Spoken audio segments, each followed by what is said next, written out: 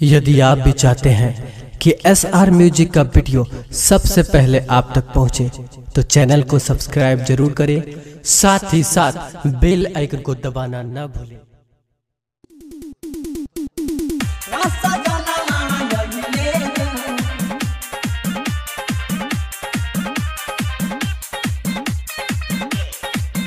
Recording by SR music देवरू दिली गईले सहियाज कह के न आइले। हाँ हाँ देवरू दिली गईले सहियाज कह के न आइले। त मनल तो हमारो नहीं कहना न सजना आइले हो।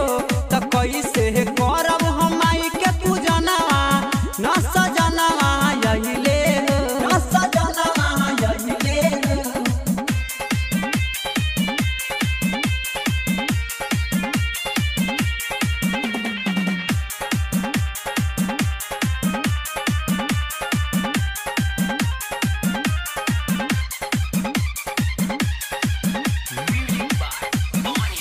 नारियल लैनी चुनरी लैनी सारा सामान हो। अब ले न हमारा सैया जी अइले लागल बा ओह पे ध्यान हो, लागल बा ओह पे ध्यान हो। नारियल लैनी चुनरी लैनी किन के सामान हो। अब ले न हमारा राजा जी अइले लागल बा ओह पे ध्यान हो। हे बनल न पुआ पकवानमा न सजनवा आइले हो। त कैसे करब हम आई के पूजनवा न सजनवा आइले हो, न सजनवा आइले हो।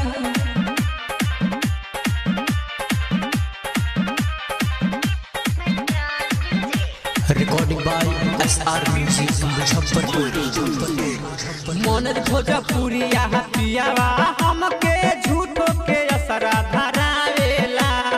एह साल ओह साल कह के हमारा भीतर से मन छछनावेला, भीतर से मन छछनावेला। मन भोजपुरिया पियावा हमके झूठो के असरा धरावेला।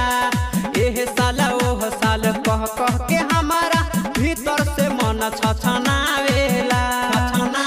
कि समसाद पूरल न हमारो सपनावा न सजनावा आइले हो।